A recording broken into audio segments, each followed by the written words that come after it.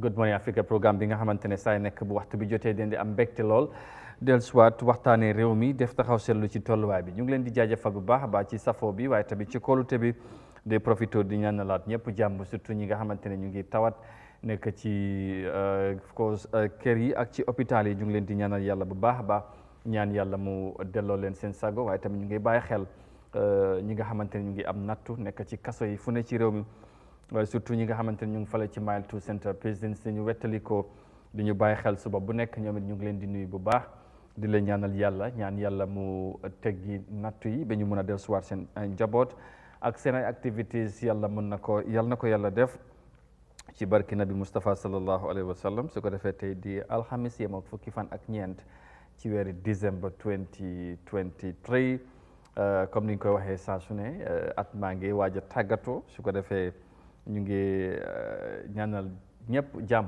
di ñaan tamit jàmm ci réew mi ñaanal tamit at mi mu waaj a jeex si yàlla gën a yokkali nga xamante ne mooy xewal ji surtout ci at mi di ñëw incha allah ñëpp yokku ba yegg ko xam naa ñu jamono di demee yëf yi métti na lool waaye ni ko gars yi di waxee yàlla baax na ñu kon ne di am yaakaar nag ne incha allah yàlla dina jàppale ñëpp di profité nag di ndookale ay tamit di wis happy birthday suma sista xaritam la wala suñu xarit yu Kadijatu Diallo ak Isnatu Diallo tey lay magal bési juddam ñu ngi ko wis happy birthday and many happy returns with good health, long life and prosperity. So dundal siis yow moom jàmbaar na aja mu ngi noonu su ko defee xam naa ne ci kanam incha allah ñu ndokkale waat tamit ñi nga xamante ñoo màggal seen bési juddu yëpp incha allah mu ngi noonu su ko defee tey ñu waxtaanee lu amati solo danañ ci ñëw léegi suma gaay buñ nuyoo ba pare den su ko defee nag ñu tabbi ci waxtaan bi incha allah. Well, viewers, once again welcome to the Thursday's edition of the Good Morning Africa program right in Africa TV. Always a pleasure to be here to take you through on some of the very latest issues and development in the country. We have some very interesting lineup today's edition. It's of course the 14th of December 2023. We are midway, almost midway of course of the last month of the year, that is December. So very soon we will count down towards the end of the year and also look forward to the new year, inshallah. We pray that it will be a great year for all of us, inshallah. Yeah, so once again, thank you so very much for joining us. We would be talking about some very important issues in a moment, but before we get to that, I would just allow my colleagues to extend their greetings already. And right after that, then we will, of course, get into the nitty-gritties of what we intend to discuss in today's edition. So once again, wherever you are, thank you so very much for choosing us and welcome. Yeah, su ko defee jox suma gaay kaddu gi ñu nuyoo Modou Mohamed Niang nuyu naa la grand noo def. alhamdulilah maa ngi laa fay. naka suba si. sant yàlla bu mu bëri. naka baax bi soj bi ak yëpp. non foog mu tàng rek mu door a ñëw waaye sant rek. foog ñu yëngal ko daal. waa gis nga. xam naa jinjar bi moo des rek. waaw. waaw moo wàcce rek dem jinjar ko poobar ko dina wér incha allah.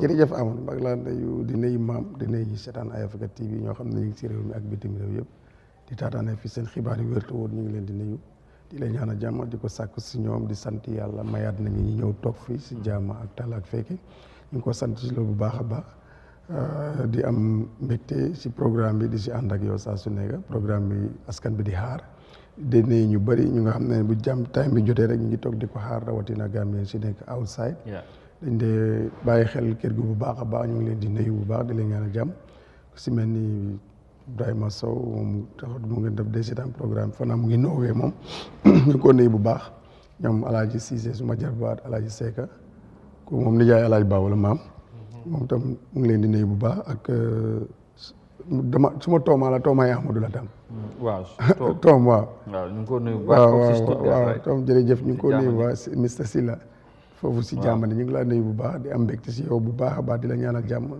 ak sa njaboot di leen ko ñaanal bu baax a baax ak ñëpp Mr Guèye itam Amérique ak Falen bi temps yi moom mu ngi ñëw na xam naa ne cuy diwtiir yi ak cuy kong yi dina tax du gaaw a delluwaat Amérique waaw ñu ngi ko nuyu bu baax ak Mr Maron Maron Kawsu Maron moom tam ñu ngi ko nuyu bu baax a baax di nuyu Gambien si yëpp daal ku lim rek non doo jëm waaye da nga doon mutal ñu ngi nuyu ñëpp di leen ñaanal jàmm di wax ne rek jàmm li ngeen uti yàlla may leen ko ba ngeen del si waat si biir réew mi si barke alxuraan ba amul temps yi da ngay ceeñ waj de ah. déedéet bii boobu Mr Fall bi la de. ana bële. ban temps yi dama léegi góol yi beneen bi ñu ah. yow beneen ana beneen bi. bu Mr Fall bi moom takkuma ko te yow am nga ñaar ñetta. ah yow am nga di. ah. am na bi ma la jox delloo loo ma ko de.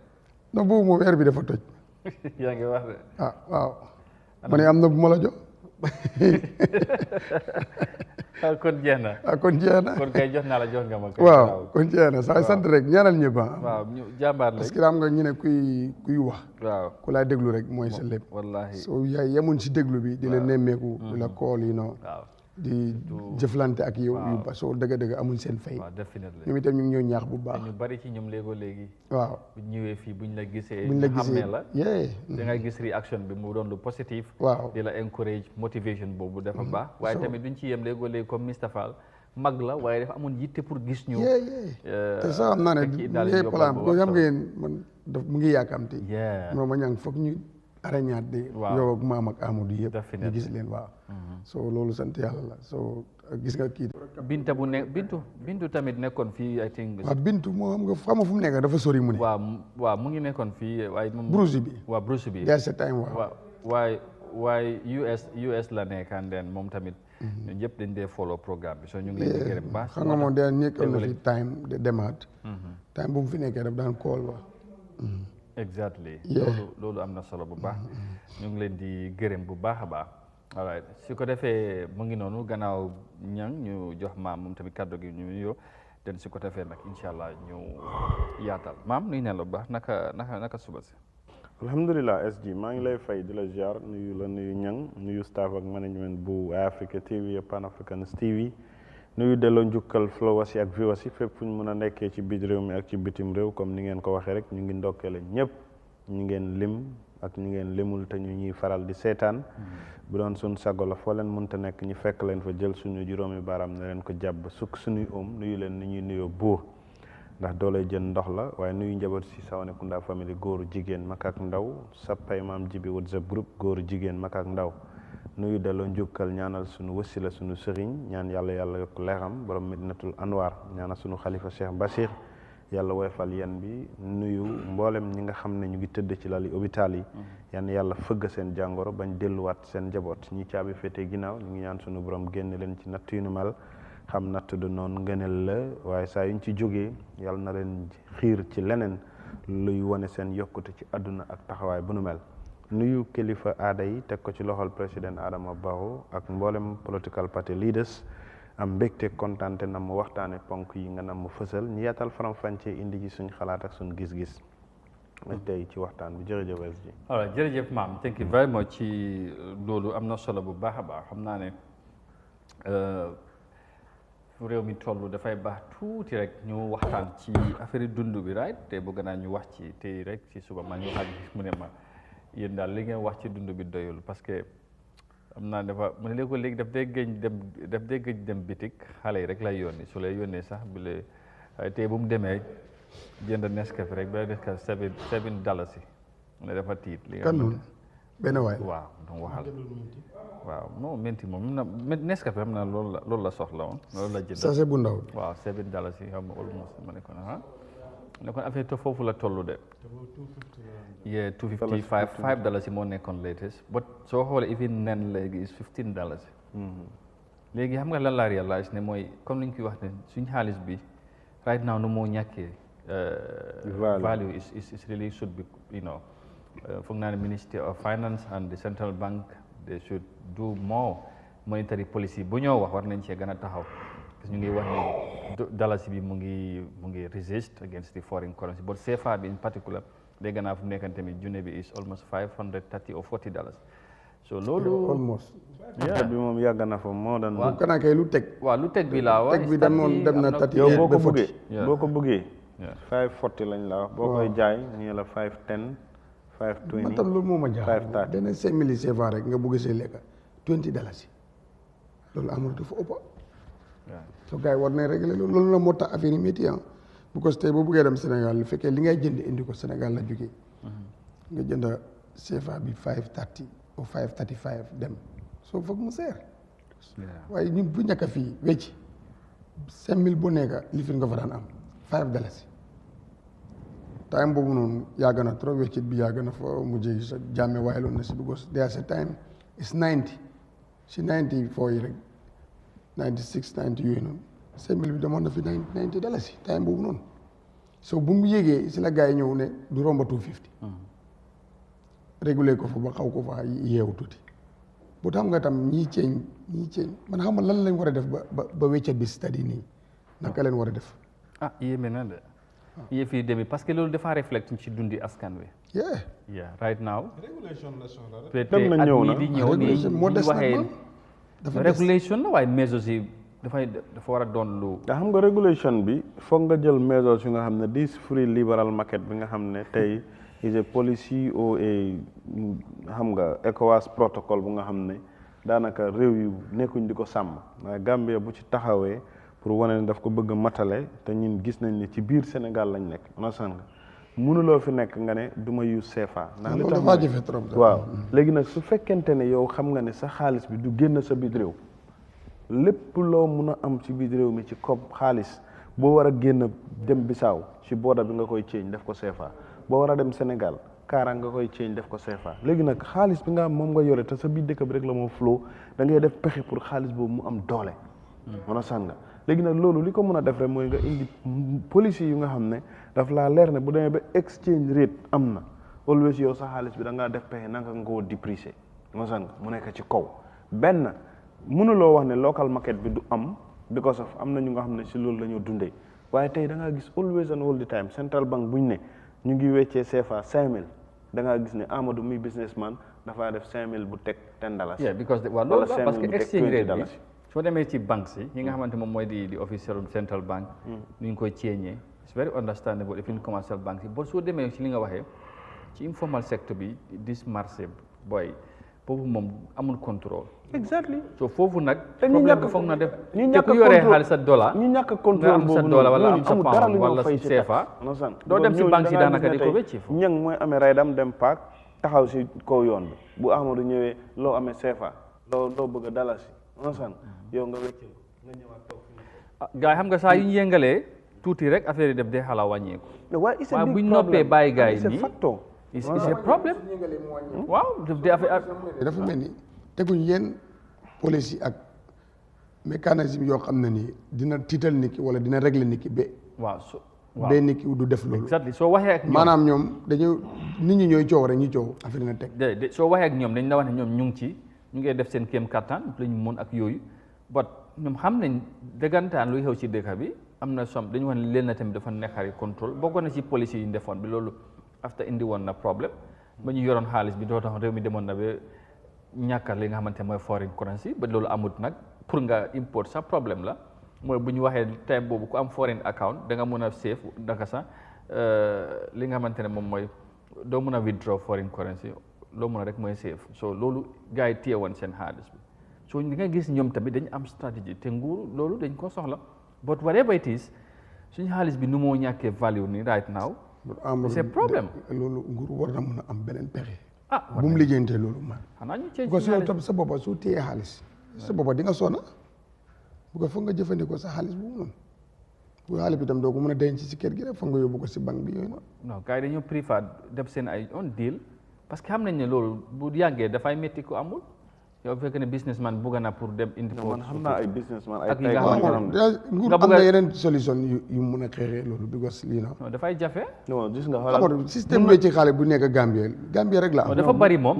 Gambia rek la am kii dafa mel ni mun nañ ko Sirif Sarr jafe honorable bu mu demee China loolu la moo tax bu mu ñëw mu xaalal li fi laal bureau de sens yi nii loolu dañ ko war a contrôler bokk na li influx système bi non loolu laa la wax exactly moom waxoon na loolu dañ ko war a régler parce que mu ne soo demee China boo bëggee change amul fenn fooy dem nga bëgg a change sa solo si banque ak loo am xaalis par exemple at that level lañ organise waaye fii soo bëggee change xaalis side ba nekk ngay dem yeneen sax da ngaa call agent mu ñëw sa kër exactly léegi nag da ngaa gis ne tey man xam naa ñu bari ñu nga xam ne businessman lañ seen xaalis yi nga xam ne am nañ ko si biti lañ koo amee dañuy am ñaari account comme ni ko central bank waxee woon account bi dollar la bi euro la bii dalasi la understand nga whenever ñoom ñiy withdraw dañoo withdraw seen foreign currency accounts yi ñu dem change ko understand change ko to dalasi léegi ñoom loolu dafa nekk double profit si nga nag banque bi loolu la bëggoon a bañ central bank waaye bu ñu defee policy bi réaction bi was very negative mënut a dem moo tax ñu bàyyi ko because dama xam ne gis nga ñi amee xaalis yooyu daanaka ñoo amee banque yi ñoom ñoo waaw ñi nga xam ne pare ñoom ñoo nekk businessman yi tamit ñoom ñoo amee banques yi ñoo nekk businessman yi am na ku fi kooloon di wax ne léegoo nga gis ku sol fii daanaka saaku ba fees xaalis génnee mu jógee comme fii yóbbu ko Sénégal u diggante CFA xaw ma ñëwaat fii something like that so yooyu def mu ngi fi man gis naa yooyu nga xam ne da ngaa gis yow tey mun ngaa ànd ak nit ci banque onasan nga mu dem withdraw around $2 million ci foreign currency mu dem change ko to dalasi léegi gis nga bu ko withdraw ba pare banque bi ñoo koy changealaat onasan nga dalasi bi nga xam ne boobu la moo use si biir dëkk bi ndax account am bi moom li moo withdraw European account am lay amee wala American account am léegi si account boobu la moo withdraw li nga xam ne mooy xaalisam bu pare xam nga $2 million la soxla in dalasi mu dem change $2 million mu jël xaalis bi dem because dalasi rek nga mën a use fii nga use ko xëy na buy use dollar bi wala euro bi lu ndaw la si amee rek onasan pour yenn yi nga xam ne business la moo nekk ak business maanaam yi mu use leen waaye all the other money bu withdraw li mu soxla woon ba pare da ngaa gis ne dafa ñëw change to dalasi te lu tax loolu mooy impact ñun suñu dundin mooy lépp lu ñu dundee ci réew mi ci biti lay jógee xam nga man leen rek moo ma jaaxal man ma jaaxal yéen li ngeen wax nii man su ma ko déggee dafa mel ni pexe amul si ama gudde li ngeen wax kon pexe du am sax parce que li fi xew mooy fii Yahya Jammeh moo taxoon time boobu def na yónni gars yi ñu dem because yow ko soone bis ñooñu ñoo amee xaalis bi si banque bi foog ñooñu buñ téye sa loxo nguur gi soona kon léegi naka la ñoo def kon régulation bu ñoo def it should be dafa war a dem beyond the banks only ñu seet ni ñoo joxee this license ci this foreign exchange bureaus bu ñu régulariser secteur boobu te demoon nañ ba bëgg a laal loolu xam nga dañ ci dellu si gannaaw ba gars yi bëggoon fi strike rek laaloon nañ da nga benn license dafa ko loolu la gars yi bëggoon nañ fi strike di dañ woonoon gars yi te lansin bu nekk yow di authority that you have mooy 10 bureau de change rek nga maam loolu la am dafa jaadu bu ko li problème mooy ne léegi da ngaa gis léegi wala trust bank rek exemple trust bank xam nga ak li mu nen wax na sa banque réew bi la war amul fi sa ten lifin branch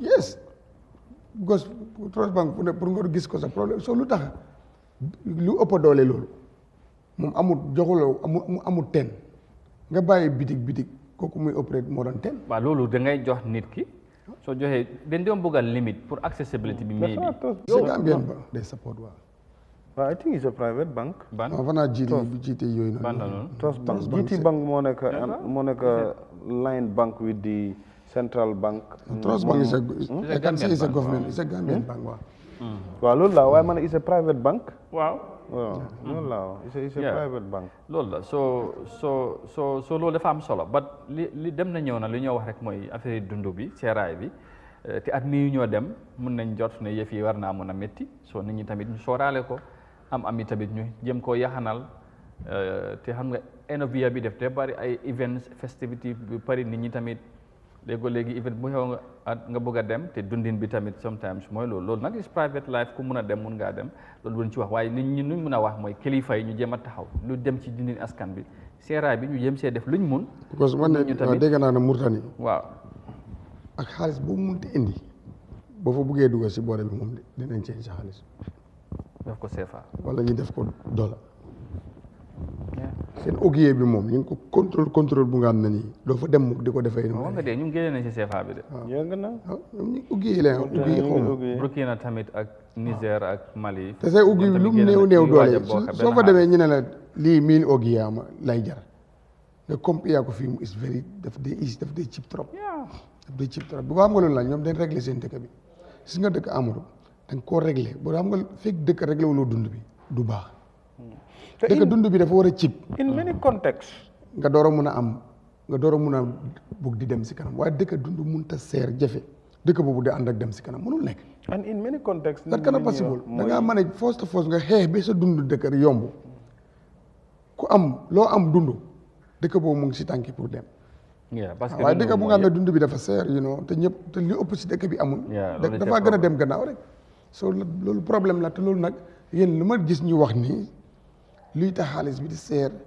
te lu ñuy dundee yëpp dañ koy jëgaani te xaalis bi di seer nguur gi amul si pexe ba mu génn kon pexe amut te pexe dafa war a am. pexe dafa war a am because soo déggee ma jàngatee wax bi pexe amul because ba léegi nii dafa nguur gi dafaa yëngal rek affaire yi wàcca bàyyiwaat tuuti mu yéegaat gën a woos nu menoon so pexe amagut kon am kon mun ñoo koy expecté dara dina fi yomb te suñ dalasi bi dafa gën a nekk di wàcc rek te loolu problème la moo nekk te bu wàccee ñun moom la ñuy use fii loolu baaxul ci ñun loolu moom beneen problème la bilaay aca nañu yàlla dimbale waay amiin mu ngi noonu mu doon lu am solo su ko defee moo taxoon ma fii ne dafay baax pour ñu waxtaan yu mel ni dundini askan bi ak yeneen yi nga xamante ne tamit ay dafay yitteel askan bi ñu bàyyi ci xel bu baax a baax acca mu ngi noonu su ko defee dinañ ci gën a ñëwaat xam naa ne ci yeneen jotaay gën a wax ci dundu askan bi dinañ invité koo xam ne xam-xamoon dafa màcc si mbiri koom waaw parce que am na ku ma dajaloon si moto mu ne ma ne fekk coins bi jarul dara si dëkk bi non bagage dafa seer coins moom man kay ma gisee mu ne ma coins bi mu ngee réer te loolu mu ne ma di moo coins bi mu ngee lost di moo mu ngee gën a affaire yi di seer parce que coins mooy contrôle mooy contrôle économie mooy contrôle sa xaalis waaye boo demee ba coins ñi sànni ko jaratul dara kayit bi rek kon dëkk bi dinañ yóbbu te loolu exactement am na transu bi réer na ten mbuurit bi dem na moom kenn waxatu ndem si yàlla la transu bi itam mu ngi nekk ndem si yàlla soo léegi talaa bi daanaka dem na léegi dalasi rek moo fi des mënatul laa may dara loolu nag accident si fu nga xam ne ni dina métti insha Allah aca it's already 9:30 su ko defee ñu gërëmaat leen bu baax a baax ci bàyyi xel bi ngeen di bàyyi xel Eyeafrica TV surtout jotaay bi di Good Morning Africa so dañoo move on to the main talking points that will be of course dañ bëgg a laal ci opération bi nga xamante ne xëy na génn nañ ci wax tuuti waaye mu ngi continuer di am léegi nag am na yeneen secteur yi nga xamante ne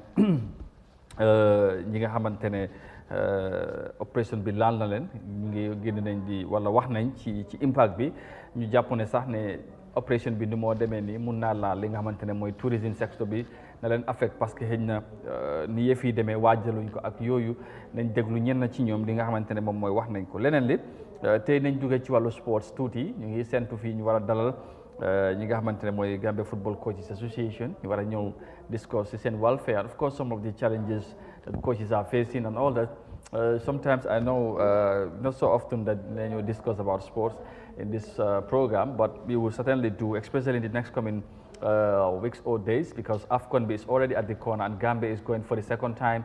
We would be discussing about another, sporting related matters also in the country and of course in the next coming weeks or so. Now moving on, ñu wax ci operation bi as ni ma ko waxee operation bi nga xamante ne dañ ko initier pour fexe yoon yi ñu yaatal ko in different parts of wala réew mi yëpp. ci loolu nag am na ñi nga xamante ne laal nañ seen ay moomeel wala jëlee na leen ci yoon bi ñu ne di amoon ay business wala seen ay doxalin ñu jàpp ne nu ñu leen jëlee wala liggéey bi nu ñu leen laalee bu moytuwut dana affect li nga xamante ne mooy tourism season bi ci nuñ ko waxee te xam ngeen ne ñu ngi ci biir tourist season bi so lan moo tax ñu wax loolu su ko defee dañu ànd ak report bi ñu déglu ko Mohamed Mbaye Garme moom moo ko def ñu déglu ñi ci wax ak moom tamit la ñu gën a yaatalal ci xibaar bi ñu déglu ko dellusiwaat ci waxtaan bi. opération bés di amal ci réew mi moo ngi wéy ba tey àgg nañu ci gox yu bari ci réew mi ca kootu foofu itam laal nañu fa ay barab yu nekk ci kaw yoon wi kenn ci way loru ñi daal dina nangu mbir mi waaye mu teg ci ne waree suñoo génne seen place yi te amaluñu benn yokkute foofu maanaam développement. as far nguur baa ko wa kay waaye nañ ko ñoo daaneel pare dañ bëgg a gis moo développe tamit bi ko doo daaneel place jàmm par nga bàyyi ko noonu doo def any développe so dafa mel ni amul njëriñ sooy clear road bi yëpp dañ war a gis moo développe si dëkk bi on a sanga malaa ni waaye doo ko clear ba pare nga dem sa yoon nga bàyyi ko noonu duñ gis dara soo dafa mel ni loolee liggéey yëpp amul benn njëriñ ok soo suñu daanelee dañ war a gis yu si dañ bëgg a gis moo développe si dëkk bi ñu xam ne lii moo régime bi moo tax ñu daaneel place ya on a sanga malaa ni waaye suñu daanelee pare ñu bàyyi ko noonu. mu teg ci ne waxtu wu ñu ko def baaxul ndax dina gàllankoor réew mi ci wàllu koom. waroon naa nekk maybe after this month because si time season lañ nekk nañ xelaata rek we have 6 months 6 season waroon naa nekk maybe after season bi nga xam ne season maybe close na nañ ko ñu def ko boobu da nga gis ne maybe income bi na dugga understand nga waaye right now ñu suñu income yëpp season time la suñu income yëpp season time la nañu wante dëgga maybe yéen waaye ñun suñu liggéey ñu yu si 3/4 yu si yëpp si bij bi leen ko dee yaakaare ñeneen yi ñu ngi ko yaakaare si hôtel yi understand nga moo laan so mais bi ñu nekk si hôtel nañ xam waaye ñu nekk si dëkk bi ak seen box yi ndaw yi ak seen craft market yi they will have stress little bit. May Ahmed Fati nekkoon fi jëwriñal biir réew mi maanaam former ministre of interior daal dina àddu ci opération bi li mu xamle mooy lu dul yoon daal du yoon. opération bi dama ko supporté ma doon romba fii laa dëkk kóotu laa dëkk ma gis ñu ngi clair man sax fii laa dëkk suma moto fii lañ ko dee indi di raxas waaye nag lu dul yoon di yoon lu yoon bañ rek yoon bañ na ko loolu moom du affaire politique su ñëwee si loi bi man loi bi laa dee toppa man sax su ma juumee si loi bi loi bi dina dal suma kaw kenn moomut Gambia ñun ñëpp a ko moom te loi bi kenn moomut ko ñu ñëpp a moom loi bi soo su loi bi waxee leena loolu feebarwut la nga criticize ko su la supporté nga ànd si loolu yëfi naa fexe la man nag su ñëwee si affaire yi loi ak affaire yi dëkk man bëgguma affaire yi politique. soxna si moom itam daal di xamle ne opération bi laal na pàccu tourisme bi bu baax ndax jamono jas koy amal baaxul ci réew mi. waaye leena rek laa bëgg a wax man li ma fiir mooy ne biñ xamee ne yoon baa ngee ñëw si 1 year before ñu start or lu ñu war a def nii dañ waroon a announce ne déet nangam dinañ ñëw def nangam mboolem ku teg sa bagage si yoon randul fa waaye lii in 24 hours ñu ngi ci tourist season bi mu ngi rey tourist season bi dina damee ci dëkk bi ñu am nañ fi ay tourist yu fi daloon ñu ne ñun duñ fi ñëwati parce que dëkk baa ne dëkk boo leen dem dañoo ñu ngi defar seen dëkk it's high time Gambia tam defar because Gambia dafa demoon ba xanta dafa xanta so yu mel nii dafa war métti na nag waaw métti na maa ngi jégalu ci li nga xam ne tam daf leen beeta waaye nag soo warta nekk si place te ñu ne la ran rek jàmm na ñëw. opération bi ñoo ngi koy wéyal ba tey ñu bari ci askan wi am ci gis-gis yu wuute am ñu ko rafetlu lool waaye am ñu ci am weneen gis-gis bu wuutee ak rafetlu ko am itam ñuy soññi nguur gi ngir ñu gëstu ñu ci loru njiiti réew mi Adama Barrow daal dina diggane dina jàppale nit ci loru rawatina jigéen ñi. Mohamed Mbaye Garmi Eyeafrica TV. acca mu ngi noonu jërëjëf Mohamed Mbaye Garmi ci leeral bi ak ci réaction yi ñu dégg ci opération bi dinañ ci def jàngat foog naa ne réaction yi ci uute na gis nañ fi renowned politician of course ak lawyer Ahmed May Ahmed Fati I should say wax na ci opération bi jàpp na lu yoon wax moom foog naa warut a bàyyi kenn waaye tamit ñu bari jàpp ne affaire yi métti na lool te luñ gis liggéey bi xamoon nañ ne du yomb waxoon nañ ko from the beginning I think that is what is happening right now ñu affect nañ ñu nit ñu bari surtout ci boori li nga xamante ne mooy Sénégal bi area bi dem Kololi and that end go to jëm the other part because ñooñu comme ni mu ko waxee foofu moom dafa place yu bari dafa xatoon ci ni ñu ko gisee so mun ñag ñi ñu ngi door jàmbat tourism season bi ak dafa mel ni communication ba léegi dafa dellusiwaat ci mbir mi ñu jàpp ne time frame buñ jox pour liggéey bi tàmbali dafa gàtt si soxna si ni mu ko waxee waaye tamit ñu jàpp ne lii lu yàgg a waajal la parce que ni nga ko waxee this not the first time 2021 2015 during jàmm yëpp bëggoon nañ ko def but for political reason or otherwise mënutuñ continuer waaye ndi ñëpp nangu ne mooy boo nekkee fi nga warut a nekk any moment buñ la fa jëlee war ngaa tamit coopérate xam na ne métti na waaye loi moom moo ko wax te da nga ci war a ànd foog naa ne loolu ñëpp ak fi ñi nga xamante ne nañ métti na dañ nangu nañ loolu so lan lañ mën a jàngat ci ñoom seen kàddu jàpp nañ ne waroon tamit sooraale surtout ñu ngi ci tourisme si sin bi ak ni ñu jëlee nit ñi ci mbedd bi. xalaat yu nit mën a nangu la. parce que lu xew lu nekk rek. waaw foog nga compare ko lu mu mën a jural. njëriñam ak li muy loraange bi itam ci ban période la moo happen pour mu jeex njëriñ li nekk si kanam lii nag métti na waaye am na njëriñ si kanam. because métti na because. soo ne méttiwut mais bi ku nga xam ne nii foofu la doon daanee dooleem. waaw mun naa gisee boppam neneen ba dem na ñëw na mooy comme nu ko lawyer bi waxee. loo xam ne méngoowut ak yoon dëgg pour lu métti dem dañu war a doxal yoon rek comme nu mu demee. ok xam naa ne ñoom ñu dëkkee boor bi because first léegi ñu ngi day something day because mu ngi doon def day 1 day 3 day nangam. ñoom ñu laal démba o barki démba. ñoom ñoo gën a am information den ñi nga xam ne ay day 1 day 2 day ba day 15 ba day 20 because ñooñu mun na am yëguñ doon bu nguur gi joxee xibaar ne dina ñëw kon nguur gi dafa joxe woon xibaar in novembre mu jeex ñi dellu joxaa xibaar ne end of octobre balaa octobre di am 15 days fukki fan ak juróom ñoom ñu commencé waaye biñ commencé day 1 2 3 4 ba léegi dem na 1 month plus démb fu ñu àgga dëgg-dëgg ñoo ñu yëg nañ xibaar bi. waaw te loolu. waaw 1 month ñoom balaa ñu. 1 month balaa ñoom ñëw. from on the 19th. ko réew mi amul ku ko yëgut. octobre depuis ñu commencé ba léegi. foo mun te koona boo mun te si dëkk bi xam nga ne. waaw am na luy xaw. opération clear the route mu ngay ñëw. te dineen te ku nekk si yoon bi dina la laal. soo dafa nekk lu nga xam ne nii lu daan am du mun a nekk. tàmbali lii ba si diir nga war naa la bu ko nguur gi tàmbalee ba yàgg bàyyi ko. Adama Barrow bu yebbu jébali leen nga xam ne dootu fi def dara lu ko nit ñi respecté. because lii boo ko tàmbalee bàyyi ko rek da ngay am problème. foog nga mottali ko because dafa nekk lu nga xam ne ni dafa métti. but it's good. because tey lu métti nit ñi coow li lu mu bëree bëri baaxul moom wala amul njëriñ dégguloo ko. dafa métti rek si ñu nga xam ne ni ñu ngi doon daan seen doole si am seen bitik si kaw yoon.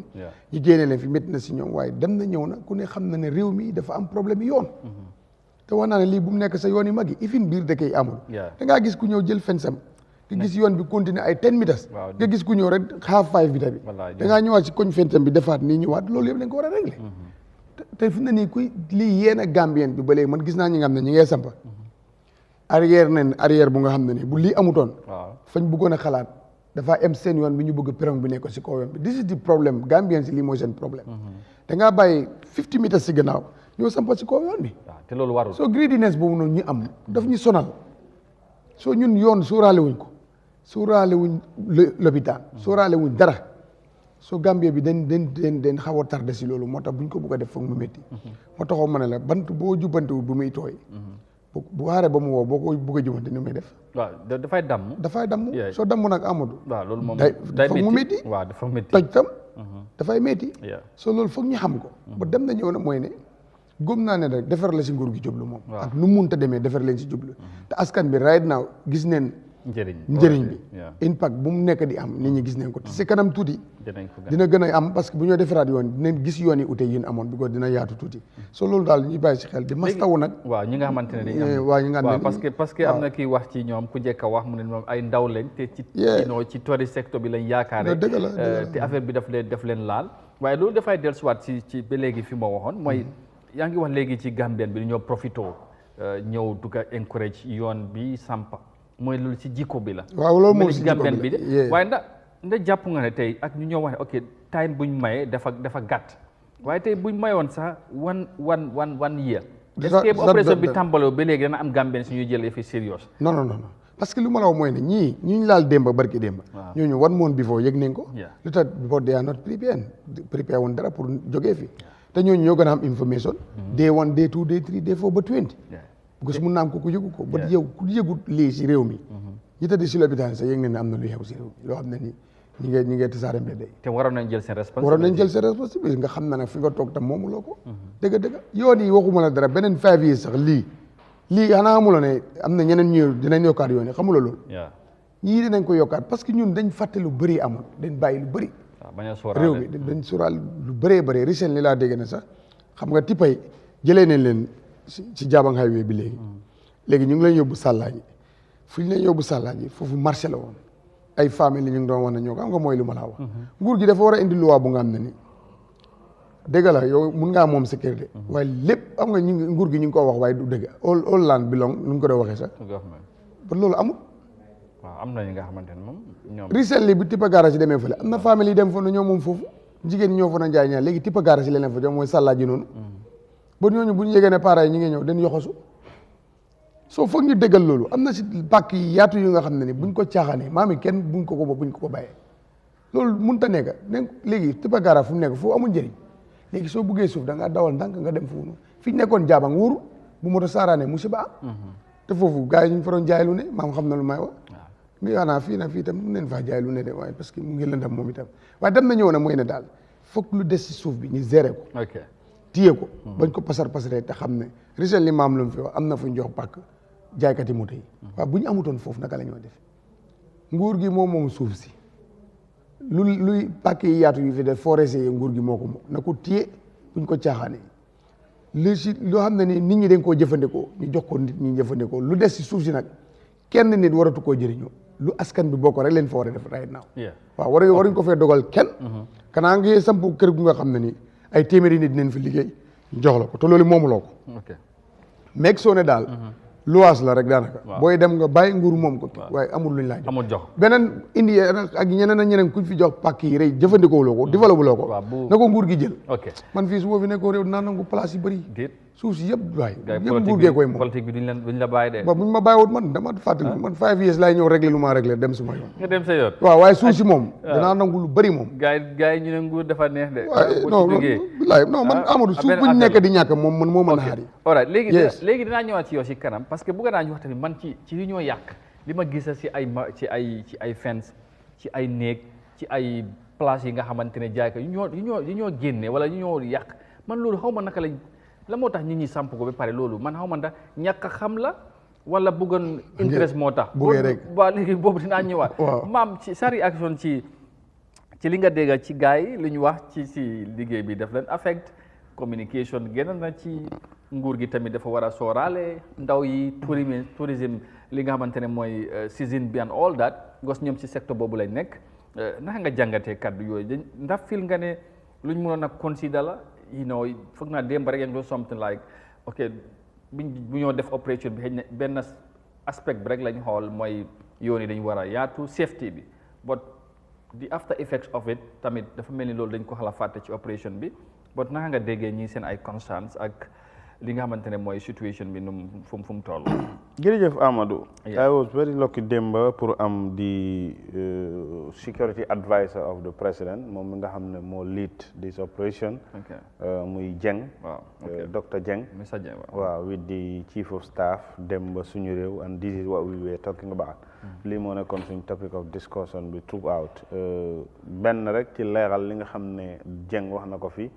mboolem li nga xam ne dafa nekk ci tourism side bi dañ ko bàyyi li nga xam ne nekkul ci kaw highway bi dañ ko bàyyi ba after season bi xam nga ñii ñëpp di wax tourism side bi ñii ci kaw highway bi lañ nekk te highway bi démb sax waxtaan nañ ci lu bari lu nga xam ne ñoom gindi nañ ci nit ñi te gëm naa ne operation team bi tam war nañoo dem ak that message ne kaw yoon yi highway yi 40 kilomètres lañ wane ne 40 meters lañ wane ne mboolem ku nga xam ne sa alel daanaka matul lu mat 40 meters diggante yoon bi ak loolu dañ ko war a génne everywhere yoon yu ndaw yi ñu ne 7 meters yoon yeneen yi nga xam ne nekkul ci kaw highway bi waaye yoon la nit ñi war ko use exactly highway am na ak road exactly feeder road si 7 meters side bi 7 meters side bi lépp lu nga xam ne nag matul 7 meters sa diggante ak yoon bi dañ ko war a génne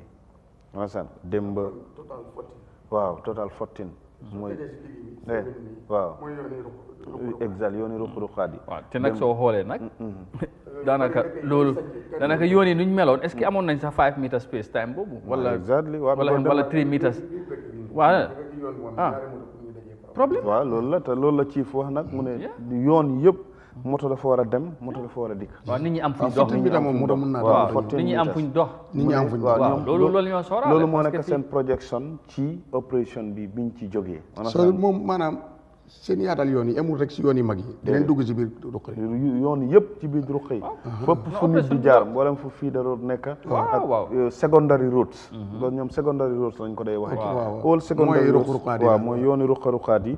yooni ruq-ruqaat yi dañu wane bu fekkee ñang bunti këram. ak li nga xam ne mooy yoon bi mutut 7 meters dañ koy génnee ba mu àgg 7 meters. kon opération bi ñu ne mun naa dem for 10 years. non loolu lañ wax. because démba rek chief advisor bi wax na ko mu ne. effect from démba ñoom sax sampa nañ beneen opération team bu nga xam ne ñoom ñoo nekk team nga xam vigilance la ñoo def onasan pour xool mboolem lu nga xam ne dañ ko génnee te loolu ñu ngi gis ne nit ñi pare wuñ pour comply pour delluwaat fa ak yooyu comme li am Costa Road te man ko sax gis naa fa mooy Habib Sagna waaw gis naa fa sax police officers mu ne ma ñooñu sax daanaka dañ start rek waaye effect from ni ki tey la wax Thursday dinañ deploy teams yu nga xam ne ñoom ñooy wër pour contrôle loolu ci mécanisme wax na ko fi démb fa naa indi nga story bi ne ñoom xam nañ ne liñ bëgg a yëpp resources yi nekku fa woon waaye biñ taxawee wax ak président daf leen ne seetuma ci lii politique réew mi laa ci seet te nañ defar réew mi mu ne di assessment of ñoom liñ gis mooy bu fekkee Gambians yi 100 la 90% bi yëpp nangu nañ ne opération bi baax na te loolu moom mooy seen dégguloo si jubluwaay benn coow exactly mooy seen jubluwaay léegi nag bu jubluwaay boobu amee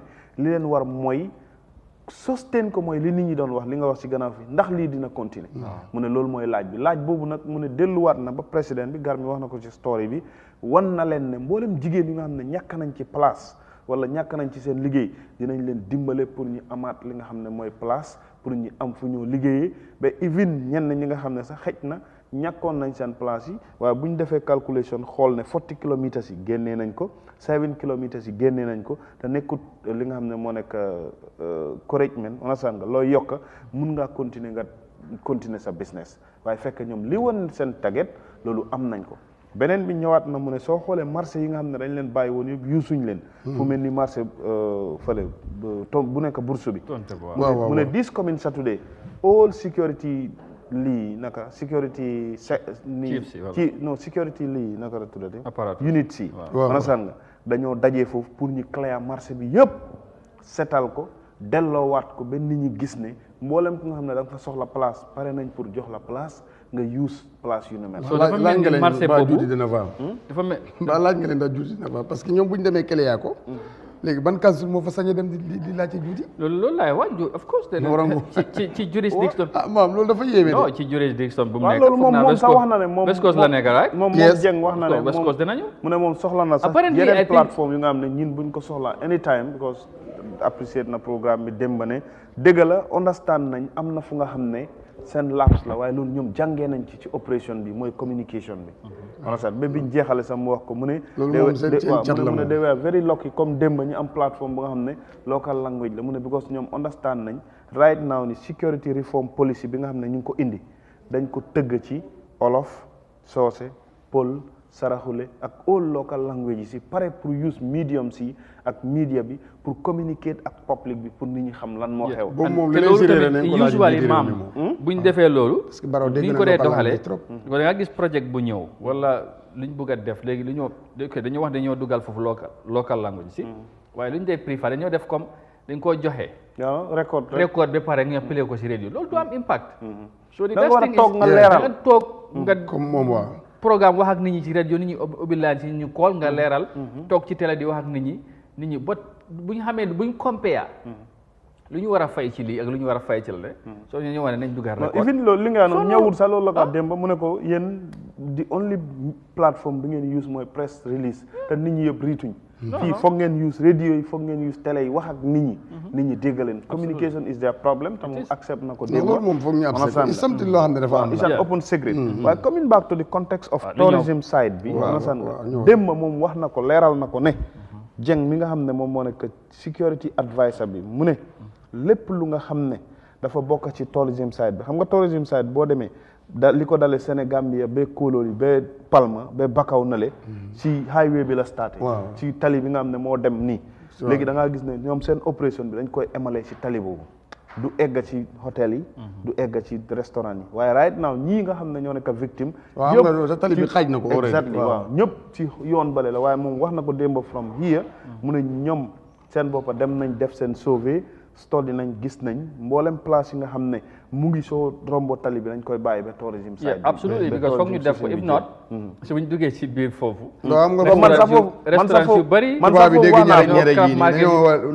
man sax foofu wax naa ko ma ne ko waaye advisor léegi ok yéen bu fekkee loolu am na kat dafay mel ni kuma mu am ndey kuma mu amul ndey ngeen indi léegi yow nga daaneel man suma restaurant bi ci kaw tali bi nga bàyyi restaurant yi daf daan jéggi tali ñëw nga bàyyi restaurant yi ñang bi nga xam ne mu ngi si mu ne waaye dafa uute highway bi ak secondary road si te boo xoolee yeneen yooyu yëpp amul yoon bu nga xam ne dafa génn onasan bii dafay dem ba sës ci géej gi bii dafay koof nii egg fale bii dafay koof nii dafa uuteeg highway yi nga xam nag boo ko toppee daay rek yow da ngay xam ne yoon bii boo jógee Palma Johnson yaa ngi dem ba Johnson yi Kololi onasan boo jógee Johnson yi Sénégambia yaa ngi dem ba boori Xaddaafi Mos onasan mu ne yooyu yëpp ay highway la waaye yële yëpp boo xoolee yoon la yu nga xam ne maybe borom hôtel bi moo ko fa def wala yoon boobu noonu fi mu em rek mooy direct fi ngaa dem mu ne yooyu nag buñ paree after season bi dinañ génne all 7 meters yi nga xam ne ñoom lañ soxla foofu noonu from the chief advisor lu mu wax démb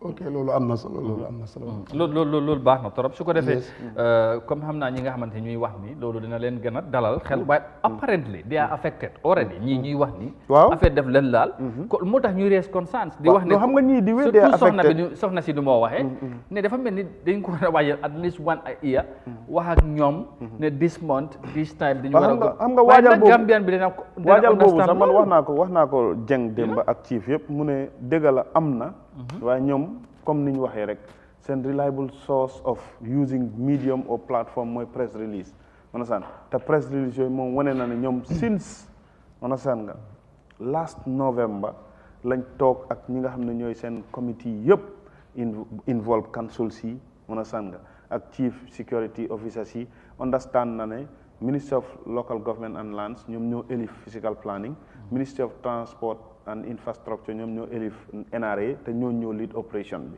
léegi da ngaa gis ne ñooñu xam nga doone ñoom xamuñ ko ñooñu bokk nañ ci léegi xanaa public bi nga wax te public boobu tamit liñ def ñoom mooy wax naa ko démb ma ne ko not only dem toog GRTS wala ñëw toog Eyeafrica mooy ne wax naa ak réew mi understand am na ku nga xam ne xëj na moom ñeneen lay déglu ñeneen lay seetaan exemple ñeneen lay déglu ñeneen lay seetaan léegi nag yéen a war a def access pour am ñooñu ñëpp comme ni nga ko waxee fii dem si radio station bi ñëw toog si télé bi mën a saan nga def ba mën a jot public bi yëpp ba tey comme li maire bi wax nii ëllëg duñ ko doon wax because ñun ñëpp gis nañ press release bi mujjee ñu deal with that press release fii dañ ne woon end of October te midweek of October lañ start operation around on the 19 understand midweek of October démb loolu laa ko waaye loolu tamit da ngay seet lan moo ko indi wax nga jox nga nit ki one month with no action apparently parce que biñ ko waxee ñu waxaat ko 1 month 1 week 2 week gis loolu no sign of movement nit ñaa ngee dégg dara nag waroon nga mën a rek continuer li nga waxoon nit ñi non loolu la waaye ma ne loolu tamit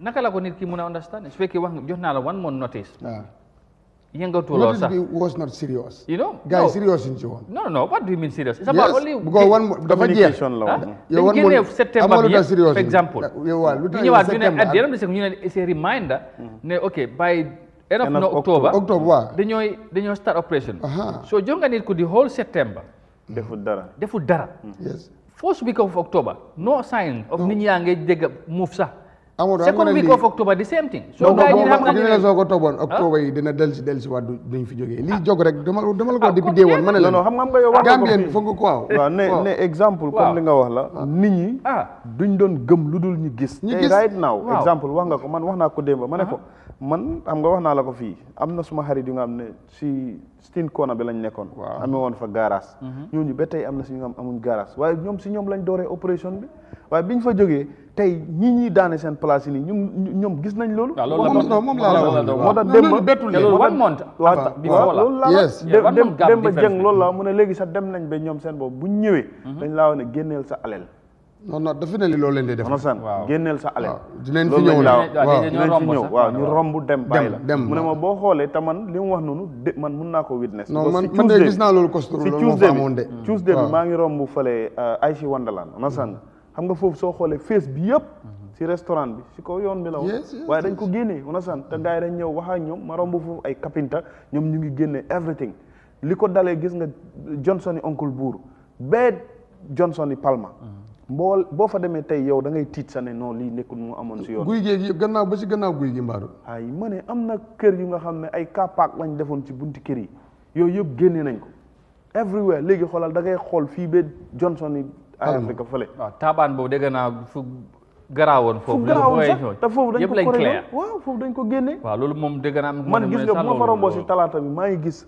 leer am na ñu nga xam ne foofu lañ daan fanaan keroog dama gis sa nit yooyu ma ne non lii ndeke ñii dañuy yéex a def lii de am na place yi nga xam ne black market la soo xoolee foofu amoon man Tuesday si suba laa fa romb fekk gaa yaa ngi tas foofu waaye gis nga ay façon nit yi ma gis ñii génn ci place boobu te am nga ne ñaata jiyee moo am foofu ñooñu guddi rek lañ daan génn foofu nag ñaata jiyee moo fa am yu dul jeex yu dul jiyee boo xalaat am na yëpp lañ affaire bi dafa seen emul fa de gis nga ay place yu nga xam ne tey man gis naa fa benn lii nu mu tuddati bureau de sens bu yuuna understand nga fi mu nekkoon foofu yëpp dañ ko génne mooy boo doon koof dem feature your hands noonu understand ñoo ñëpp man bu ma gisee loolu ma ne non ay kan nga ne xamuloon ne lii si yoon bi la doo ko def foog sax musuma koo gëm te boor boobu xatul de gaa yi waxee ne understand nga dañ wane ne everything lu nga xam ne is 40 meters understand nga of the road ci main highway yi dafa war a génn ma ne ok parce que man am na yu nga xam ne dama doon man suma basa dama doon wax ñii man ban liggéey la ñoo liggéey understand because da ngaa gis tey miir bi fii dugga fii génn understand nga boobu la advice bi wax ne loolu ñoom gis nañ ko te liñ gis wax ko mooy xëj na opération team bi am na ñoom lu bari lu nga xam dañ ko dee communiquer ci ground because ñawur mu ngi ko doon wax soo gisee Fabakary ak ñoom seen wax bi loolu la woon xëj na ñoom buñ ne woon Fabakary ne loi bi lu mu ñu wax mooy 40 meters understand nga ci lépp lu nga xam ne dafa ñëw ba after yoon bi dañ koy génne Fabakary du doon wax sax xam nga ne nit ñi maam dañ fa ne 40 meters bi yoon bële rek yoon bële rek la war nañu waaye after fan la mujjee du buñ ko expliqué foog naa coopérate na waaw dafa coopérate dafa coopérate problème is even that former CDS dafa génnaat sax moom tam mu appreciate mu wane ne moom tamit xëj na xamutoon waaw after réaction am bi foofu waaw boo xoolee dem na viral it was very unfortunate because warutoon demee waaye xam nga exactement ak li nga moom ñëwaat na mu def at no I know because apparently bu demee ba xoolaat boppam gis ne da nga xam ne yee parce que lii defuñ ko pour Samba ou pour Demba dañ ko defoon naa la Amadou saa yoo laalee lu ñëpp moom waaw da ngay laal ñëpp waaye gis nga boo laalee lu baax si ñëpp tekk ngay dégg bu baaxul dañuy ñuy coow mooy ñu yàqule dem na am na right coow parce que lii parce que moomeel la waaye daf laa óor ne li ëpp si Gambien si suñu waxatee dëgg waaw dëgg andi nañ si lii waaye léegi foofu laa bëgg ñu moom mooy lan mooy yóbbee nit ñi ndax seetaan bi moom moo ko waraloon wala ñàkk faru la ci kilifa yi parce que ñoom admit nañ ko lu bari ñoom ñoo ko seetaan nit ñi tamit jël advantage bi dem ba xam ne sax yow óor na la yow fi nga sa kër bi fi nga en génn nga ci bu yàgg waaye ñëw samp ci ko yoon bi joxe ji ci luwaas di fi def business di samp fa li nga xamante ne ay thousand nga si invest tey nga ñëw ñu koo damee sa kanam doo ci mun dara loolu tamit ndax deliberate maa tey la wala ñàkk xam la naka la ko di waaw loolu démb sax man wax naa ko chief ma ne ko ne lii xew nii tey du gan ci képp ku juddu ci réew understand because ñun yàgg nañ ko fi ma ne ko ne da ngay topp yoon bu nga xam ne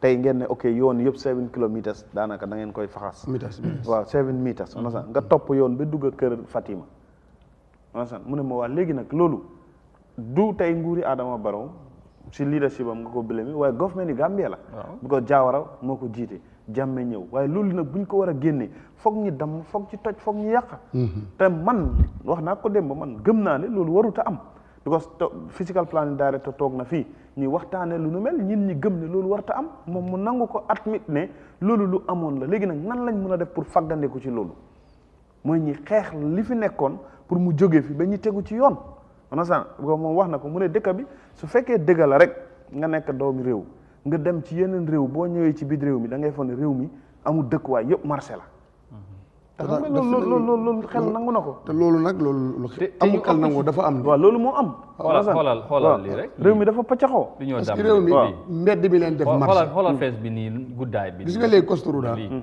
nga Coste Route bi nga nu menoon bi fa police yi ñëwee defar ko police yi yëpp ñëw defar ko bale ko waa naa mën nga faa play football léegi mu ngi kele bot dañ insiste de gars yi dañ fay fanaan léegi kenn ñëpp dofuñ dugg nañ si biir marché bi waaw it da nga daan fekkee it mu mel na menoon waaye gis nga bu police yi kele yaay mbedda bi nag bu mbalit bi ba mu set seen gars yi pick-up bi dafa guddee wala bu ba set fajar ñi dem gisatuloo fa nit Amadou am na lu nga xam ne booy seetaan la am na lu nga xam ne nit ñi ñoo ko tey ifin mbalit boobu sa jeng wax na si mu ne ñoom niñ ko starté Costa Road léegi noonu lañ bëggee commencé mboolem fu mbalit nekk te opération bi def ko dinañ clé mbalit bi yëpp génnee ko understand nga mu demee boor noonu tamit la ñoo def vigilance ñu ngi feel seen responsibility in that regard waaw non ñoom understand nañ ne council yi daana complying understand nga waaye amul problème ci loolu waaye ñoom liñ gëm rek liñ gëm rek mooy because démba chief wax na ko li mu gëm rek mooy ne diggante council ak central government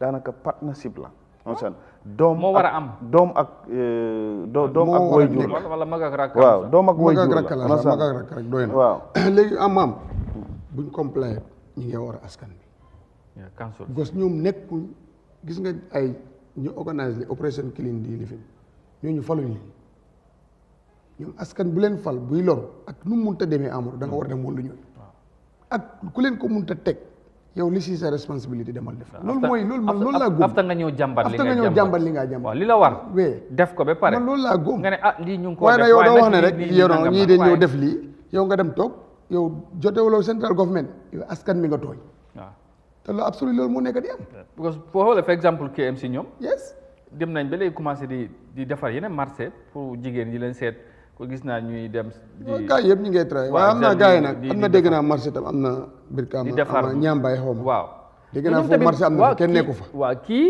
West Coast ñoom ñoo njëkk a move sax pour dimbale jigéen yi fu ñu nekk yes loolu is good waaw bu ñaambaay bi tam comme nu gars yi di génnee bu fut bi nii waaw na ko gars yi dem def seconde li ñu dem yokk bu Lamine waaw bu Lamine bi ñu yokk ko parce que bu ñu ko yokkut gars yi dinañ ko def kër like yes bu Lamine bi mun naa jël lu bëri am nañu mën a jógee Costonou sax dem Lamine wala yeneen ay because man dem ci parce que Lamine am na space bu baax pour maquette ci foofu sax ci foofu wax naa ko fa sax chief ak security advisor may leen hence lii is about security te ñu bëri ñu ngi doon jaay ci kaw yoon bi understand nañ ne waruñ faa jaay jógee nañ fa waaye tey boo ñëwee marché bu mel ni marché Costonou nga ne nit ñi dem leen ci marché bi amul wanak on san nga ne nit ñi dem leen ci marché bi amul ndox xanaa li ñu dimbale wàcc loolu wax responsabilité kan la waaw responsabilité council la ñoom loolu la ñu wax ñu ne loolu tey ñoom nangu nañ ne loolu responsabilité council la xëy na Ablaye Thiam mu ngi fi woon mu ne ñoom si National Assembly election bi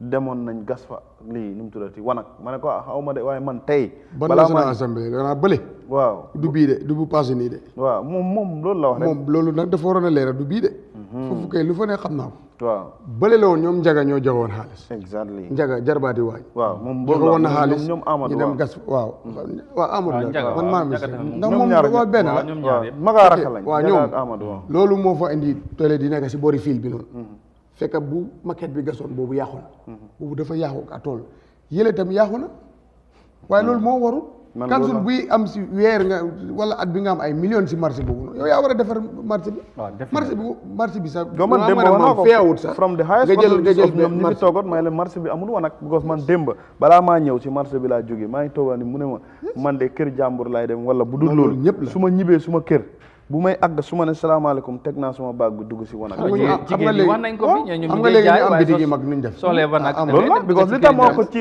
advice ñu am bitig yi mag dañoo lifin gas seen koona bi ñu gas fa lifin comme su ko wee yi raawul yi après siil ko gis naa ñu bëri noonu leen def bu ko is not mënuloo saa yow bu ngay dem ci marché sax mën naa ko woy loolu nga dem si kër yi nit kër ñi borom kër yi tam dañ door di fiir bu ko soo ko wee bi dafa xaalis moo ko day génne te ñëpp jegewuñ marché bi ñëpp xamuñ waa kër yi mu gars yi dañoo lokk seen lifin yi dem na ba léegi kër yooyu yëpp dañ ko utal caabi lokk ko ba nga xam ne du kum neex rek nga ñëw waaye lan moo ñu yóbbee ba pare DAC space bu ñu war a def loolu lu tax defuñ ko fa ci marché bu nga xam ne nii ifin waxuma la council bu ñëw lii de waaye council bu njëkk bi moo njëkk a fail Costonou soo bii itam nag si yoon boobu la jaar parce que defaguñ fa dara bii itam nag si yoon boobu la bëgg a jaar de parce que first of all mu ngee seetaan gars yi si mbalit boobu bu ñoo wax loolu waruñ koo dama man kii nu mu tuddati Sirifo dama ko kóol ma ne ko mbalit bi yéen na ko war a génne ko su nga ko génnewul kan moo koo génnee fii yes waaye mu léegi police yi ñëw génne ko li nga wax noonu Sirif kii naka am na lu nga am ba pare ñun suñ kan ñawur was yi jaabang woot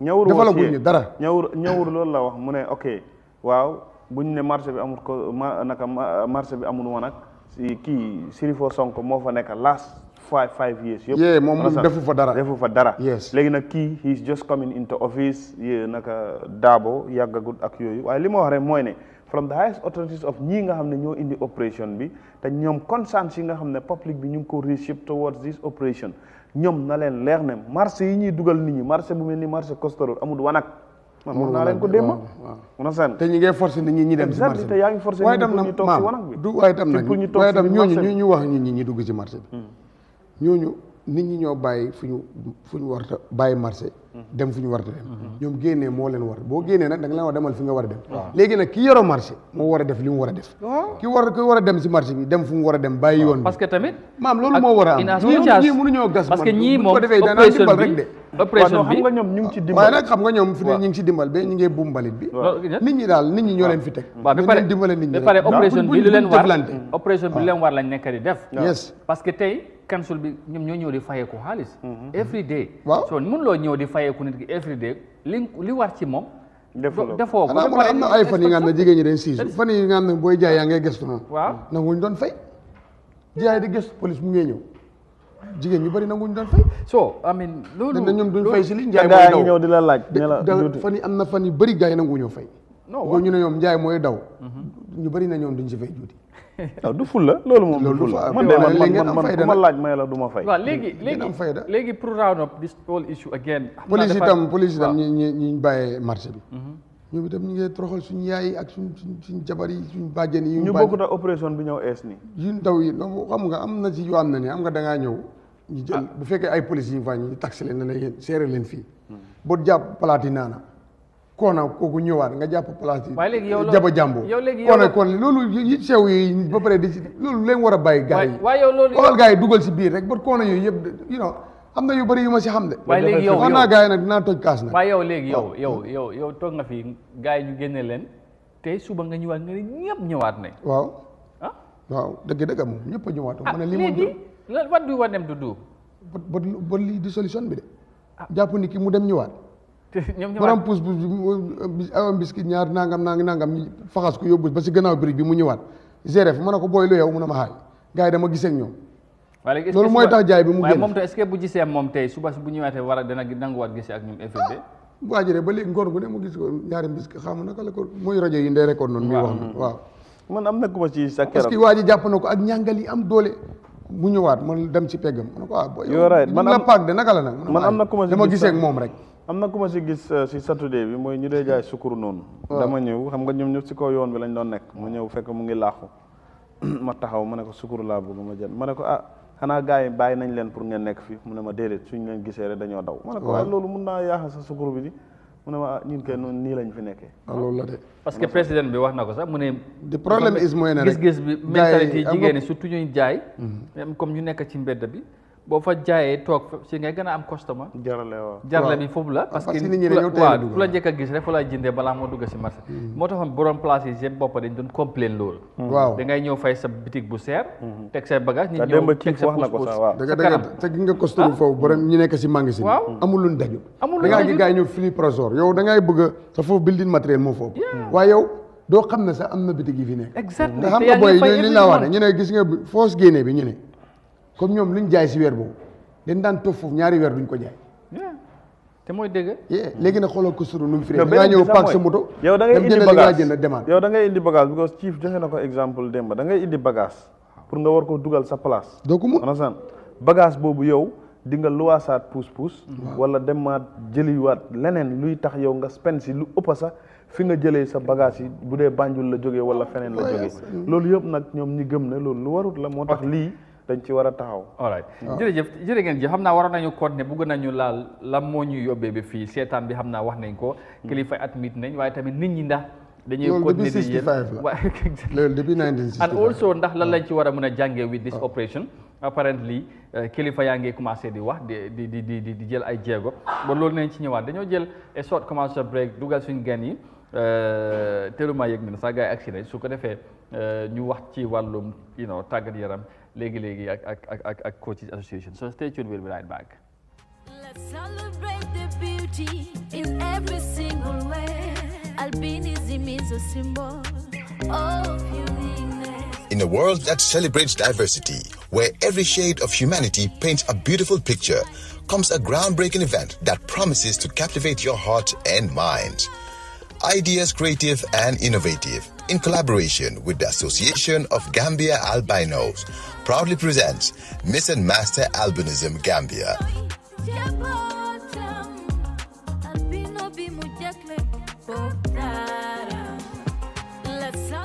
A historic moment, the first of its kind in the history of the Gambia.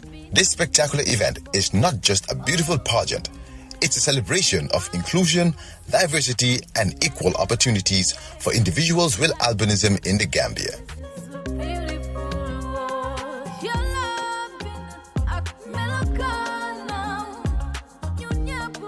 Join us on December 15th at Alliance Franco as we come together to break barriers and redefine beauty standards.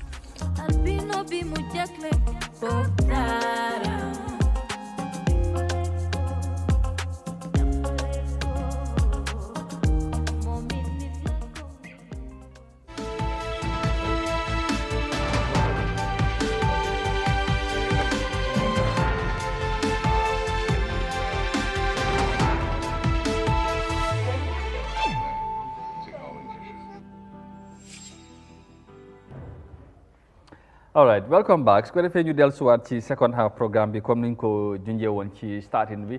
ne of course the first part we'll discuss about the ongoing road operation, clearing exercise bi nga xamante ne coow li bari na but li ci ëpp most Gambians dañ ko appreciate and feel ne it's the right moment pour ñu def li ci dëkk bi ndax dëkk bi nu meloon dafa jaxasoo yoon yëpp a xat and all that but of course the impacted people yi nga xamante ne operation bi def leen laal they feel ne okay yeah yet still war nañoo consider some aspects of the road and all that. So loolu lañ doon discuss the first part of the program ngeen gis reaction some of the people but dinañ ci ñëwaat incha allah ci yeneen jotaay gën cee waxtaan bu baax a baax wax ak authorities tamit ak all that. So next we'll move on to sports related matters as ni ma ko waxee tey dañoo dalal fii di Gambia Football Coaches Association ñu war a waxtaan ak ñu about the welfare of their members and some of the challenges coaches are facing in this country. There are plans and objectives for the coaches in this country, training and other stuffs within the work of the coaches in this country. Ndax xam ngeen ne ñoom ñooy tàggat players yi ci réew mi and they have so many plans also for the coaches. So already in the house we have Coach Keba Jesper Toure moom mu ngi nii si studio bi and of course we are waiting for others to join him pour ñu mun a discuss so many issues relating to the coaching. So once again thank you so very much for joining us. So we'll be talking about football coaching related matters and as you have just said we should be talking about coaching matters in the Gambia. Coach Jesper, thank you very much for your time. Appreciate nañ ko ngeen ñëw te ñu war a waxtaan about football, especially coach related issues. Ñu bàyyi la rek first to extend your greetings to our viewers and Gambians all over the world watching this program right now. Yeah, thank you. Jërëjëf. Kontaan naa trop tey pour nekk fii. Ni noo ko waxee. Ñun ñëpp xam nañ football yi Gambia tey fu mu tollu. ak lu ñoo gis especially di mama congrats Ibrahima ak Minte for their goals in the Champions League. First ever Gambian yaa ngi celebrate our players at that higher level for scoring the goals. Again, it all goes to the coaches around. I always said this because so déggee football we had Omar Pem waxoon na ko so équipe nationale baaxee rek club si dëgër so and ñun ñuy coaches yi at all level muy at the village level bi ba ñu bi train coach bi ak non train coach bi these are the people xam nga ñu taataan xale yu ba tey ñu tollu fu ñu nekk soo xoolee Minte soo xoolee Ibrahima tey ñu ñoo coow am Minte from Bakote si field boobu la jógee fa la raysee dem Ibrahima Talending Ibutaan boobu la yaroo fa la ñëwee xam nga so this guys xam ne ñun local coaches yi ñoo leen taataanoo ba tey ñu nekk fu ñu toll so ñun gis nañ ne ngir loolu we had the coaches association which I'm leading as at now. Our secretary general that's Amat and Lamin the PRO will be joining me very soon dañ dem seen morning sessions we know the leagues are this pick bu nekk nii so we had an association nag soo ko déggee mooy ay nit ñu bokka demokaay ñu benn pour dimbale wante am yokkute loolu nag formoon nañ ko since 1993 when we were just playing then the Alaji Silas Sandong Pa Fais and the others ñoo ko commencé woon ba tey baatin bi ñu si ñun waaye ñu ngi leen a gërëm ñoom ñu am that idea ba ñu waaye tey àgga nañ foo xam ne coaching gis nañ ne dafa toolu foo xam ne it's a profession now so ñun at our level 3-4 seasons ago dañ doon joxe awards at every month coach of the month at all categories that's male and female first and second division dooro woon nañ ko with $1,000 with a certificate tey santa yàlla gradually with the help of the federation with the assessment of the federation from last season to this season ñu ngi joxe $8,000 every month for a coach player a winner bu nekk at all categories that's first division second like we embossing $32,000 every month for the winners this year moom special one la because Santa Yala with ITV we had a partnership we agreed on ñoom ñu ngi ñëw so with me we now changing from certificate alone now we're gonna get a crystal ball the sample could have been here it's been shared with me xam naa ne naa ko foot gars ñu wane ko it is very very beautiful one xam naa loolu dinañ ci ñëw ci kanam xari naa la ko send quickly and then ñu wane ko but then coming back to the coaches association all the yaa ngi wax ñu ko initiate ñoom Sandong ñoom Alaaji Sila Pafay and others nga xamante ne ñoom yëpp they were playing a big role in Gambian football, especially coaching bi ci lañ nekkoon léegi wax ñu a bit about the association of parents seen taxawaay ndax all the coaches in this country from all levels ñoom ñoo fa nekk ndax am na coaches ñu fa nekkut bu fa ñu fa nekk lan moo nekk di objective or the advantages nga bokk ci coaches association bi balaa ñoo wax ci challenges yi ngeen di face but bëgg naa xam importance bi bokk ci ak ñen ñoo ci bokk at this moment. Wow, it's very much vital. Yeah. Because so membership be bunyo door time when before we moved to federation. Wow. It was a countrywide coach you had the person okay. You are automatically a member. But again, what qualifies you to be a member is membership due. Wow. We meet every end of month to collect a membership due. Then it was about $25 to guide the door. Ñun bu ñoo nañu fekk ko $50. So we graduated on that.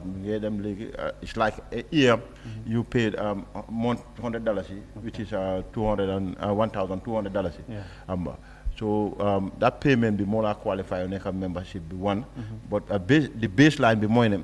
You have to be a C lancing holder from C lancing up because right now lancing holders in Amsterdam C I'm nine D I'm nine C and B. So B C line to be membership because that's the elite where elite coaching started. C lancing to B you are an automatic member. While as a qualification we will only stay when you pay your membership due. Okay. That will qualify you to get your card. Again, those with D lancings and those in the regions, as a federation, we get coaches associations in all regions. That's KM, Banjul, West Coast, and CRL, LRL. So those with the D lancings or below that, all has to join their regional associations to empower them. Okay. So those regional associations, their presidents are automatic members of the national body. That's the coaches association. Okay. Then from there, all regions paid a contribution of $1,000 every year. Okay. Yeah, but for the membership as a C lancing holder and a head coach of any team that's first and second division, male and female, you are an automatic member. But again, your membership has to be qualified when you pay your dues. Okay. So meeting monthly was a burden because of the situation of the league and how things are. We decided that let's pay one-off. Pay the 1,200 by January or December, by the beginning of the season, then you are a member. From there, you are qualified to win our award. When you win it, you are automatically going to receive your award. Two, last season we give a track plan of this. So this year we waiting again. This is also this is going to be sponsored by the federation. Okay. So we are going to give our membership whenever you pay, especially the 430. The 430 when they paid, your name will be on the card. Yeah, and you get a inside with a jack. Okay. So again, from there, since the Secretary General, so I just plunged into that. That's something big gonna be. With ITV partnership, we working on a possible convention at the end of the season, when all coaches, that's the C and B lancing coaches, will have a 1 week in-house training, at all levels. All right, I know my guys will comment léegi ñang ak maam fekkee am na luñ bëgg a laajte wala wax ci, but you talk about C lancing, B lancing coaches, capacity building of coaches. Foofu laa bëgg a ñëw. Ban role the coaches association play in supporting young coaches pour ñu capacitize leen. Training of coaches is important. xam naa ne Gambia Football Federation di am programme of training coaches ndax yéen da ngeen ci am role bi ngeen di play pour dimbale young coaches yi. And of course you talk about yuñ gën a am mooy C lancing and B lancing. A lancing coach in this country su ma demee mbay ci oli sang ndong moo ko amoon su fekkee ne ba léegi moom la. What is the challenges that still keeping Gambian coaches not getting to that level? I want you to get to that. But first, capacity building of young coaches. One role the Gambia Coaches Association wala di def pour dimbale those that are new or interested of coming into the game and being a coach. Yeah, again, that's very important. Li moy suñ taxaway. This is why we came as a body. That's the primary objective of it. Right. Thank God, with the federation, we are an affiliated body, and we are a stakeholder like any other stakeholder. So anything linking to coaching is in collaboration with the Coaches Association. Thanks to the technical department with the technical director, that's Sandong. We are on top of things, but the bigger, as you said, we'll come to the challenges. We had DLANS, that's the premix of the federation. You know, we just from elections 2 seasons ago. This is one of the manifestos, that's coaches training. The target was every year we'll be training 500 coaches across the board at different stages. That's from D, that's the base, that's the base, that's the D, C, which is CAF own. D is our own national one. Which can be conducted by yourself. That will catapult you to C launching. From C, then we move to B, then C, B then to A. So that has been the challenge, but that's beyond the system as of now, because these are certificates controlled by CAF. And coordinated by the GFF locally. GFF per se. So that's where we are now. The last time we had a B launching was almost 8 years back, that we are a part of those who are supposed to do their A, which we're still waiting for. But probably. What is the problem? What has been what are, what's the message maybe from GFF or CAF? Do you know of anything that for 8 years you have been waiting and you still want to move to the next level? As coaches, I think, Gambian coaches, we need that qualification, and that will make to move outside of recent listening. Tafa Mane from Liberia, he has been there, explored for some great achievements. Coming back home, we know he has been here for a while, but that gap as a coaches, association, what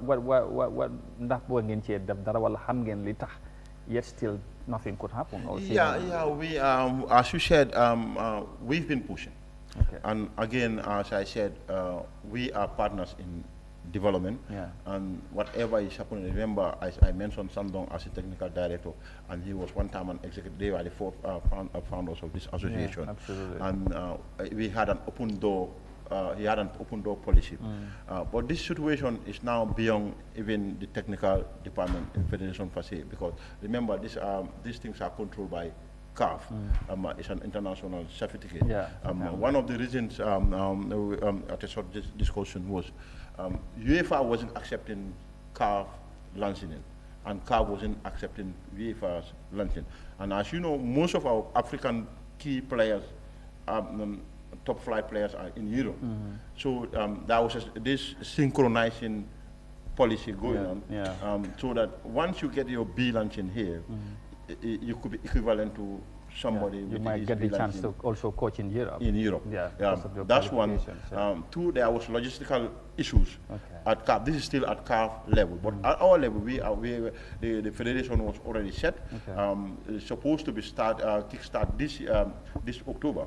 When the B launching was C launching was supposed to take place. November we had the B, and December, January we had the A. But promisingly enough, when we talk to the technical director, and that's our key. This year, that's our target. See that next year we get our coaches been doing their regular launching program.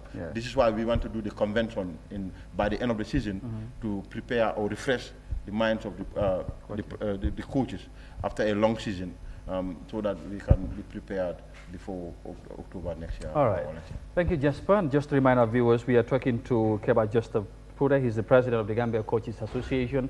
The Secretary General should have been here, like he said, Ahmad Cham, so we can talk about the welfare of coaches in this country. And of course, the other related matters, like he said, their monthly certifying or awarding of coaches, which is a new way of encouraging or motivating coaches in this country. We all know there are challenges which we'll talk about in a moment, but Monyang, so amee loo ci laaj wala yokk ci affaire coaches yi ndax suñu players yi waaw acca mu ngi nii yaa ngi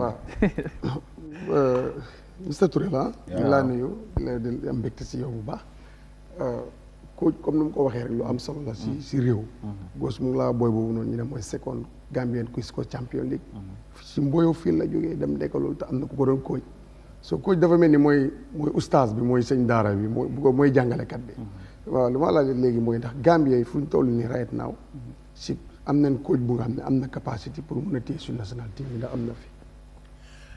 Yes, that's a million-year question that every Gambian is thinking of. Yeah, it's a possibility.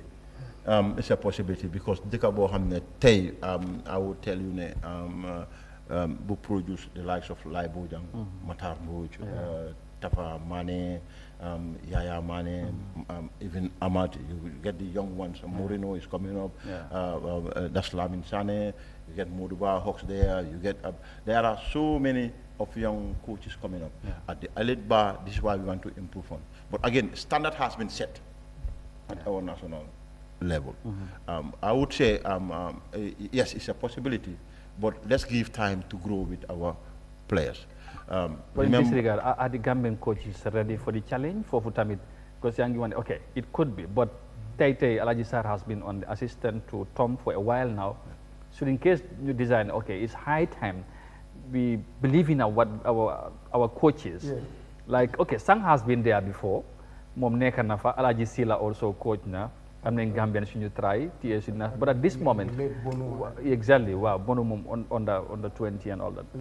But with this standard set already, can we say Gambian coaches are ready to take the challenge? The national team like Senegal, Aliou Cisse, Cameroon, you have Song also in charge. Morocco, the same thing, Algeria and all that. So why not Gambia also? Yeah, must. Wow, so you say they all started it at somewhere, at some point. And I think we are on that track. Okay. Right now, as you said, Alaji is the immediate assistant to Tom. Whatever happens before the AFCON, automatically give Alaji to lead the team. So which means we still attach to that. Understand that in life there is process. And we need to follow that sequence, especially in coaching. National team is not just any other team.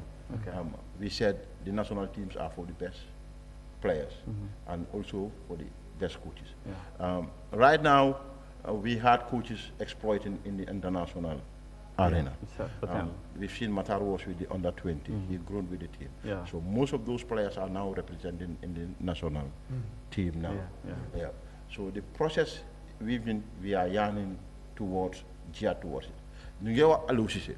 Aliou topul rek mu ñëw ci national team in Senegal. He was with their under-23.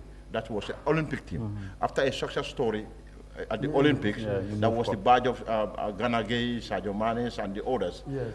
Automatically, when that core of players dominated the national team, it was an open chance for Aliou to take in control. Remember? Sarr ñëw na fa. We had a flu mu dem. We started taking foreign coaches after a short spell. When we all agree our football was at international. We've played here for over 4 or 5 years without a win, isn't it? It was the same media who cried it out. We tried the foreign experts. Some boy that came here. The Ghanaian. We upgraded. He learned with Bono. Bono came after him. Bono went with the under-20 to the AFCON. And then he from got Congo, from he went to Canada. So a man in life, I believe apprenticeship, and I believe process. This football is a policy. But you are, I'm going to dream be or of course, yes. Very soon, in fact. That's why I said our immediate boss there to Tom is our local coach. One of the best coaches, one of the best technicians in the Gambia. No doubt about that. That's Alaji Sarr. So Alaji, we campaign for that. We need our local coaches to be attached to our national team. With all that, we will get all doubts about Tom. His tactics will be criticized and whatever. But again, he believes in the process. And coaching is something. It's a philosophy. We all going to Banjul from here, you get different routes to go to Banjul. But at the end of the day, we will all reach at the destination.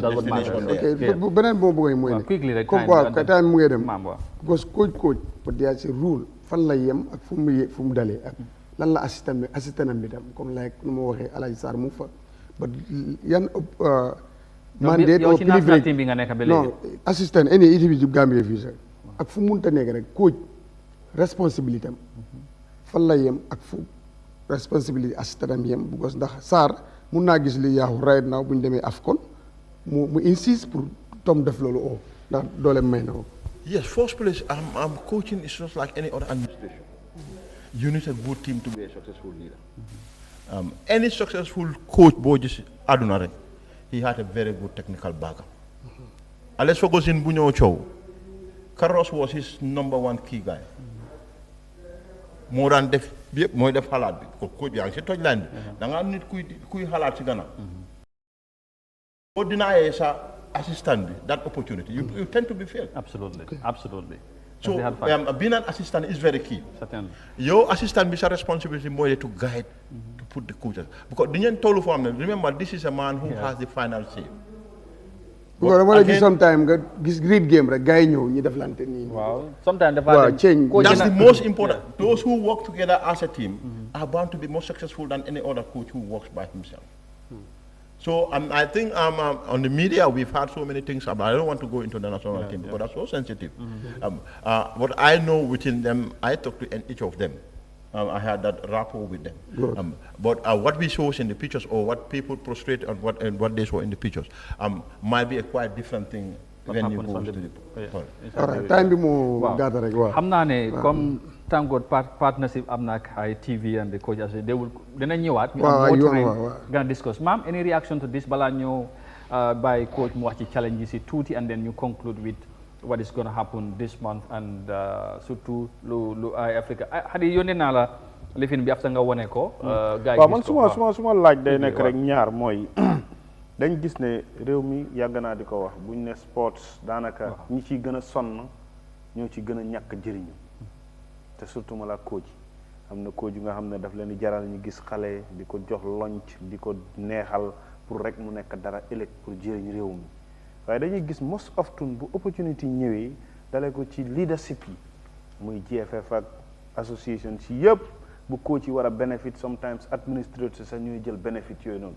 bàyyi coach yi ginnaaw yéen as association booloo ngeen nekk ngeen benn ndax yéen a ngi pare pour taxaw ci lépp luy interest coach yi ci biit li nga xam ne mooy sport ci Gambia surtout ma la football di ngeen jot lii seen àq ak yelleef because damay joxe exemple lu du jeex last time rek gis naa fi capacity building training buñ ne coaches and referees training la ma gis ay administrateurs yu dem def training waaw in wrestling la so in this regard rek waaw in regard of yéen as association booloo ngeen nekk ngeen benn pour as ñu coaches prioritize welfare waaw seen welfare lu ngeen deserve dem si ñoom exactly waaw lu war a dem si coaches yi dem si no whatever dañ xaalis amul fii GFF you use this and no if for coaches it should be for coaches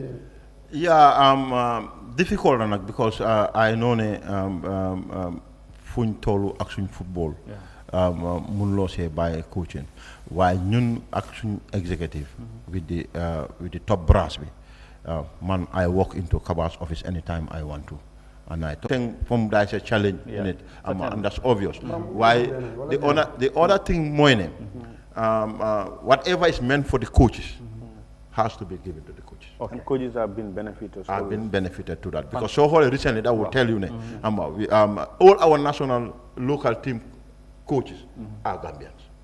Good. They are all Gambians. Wow.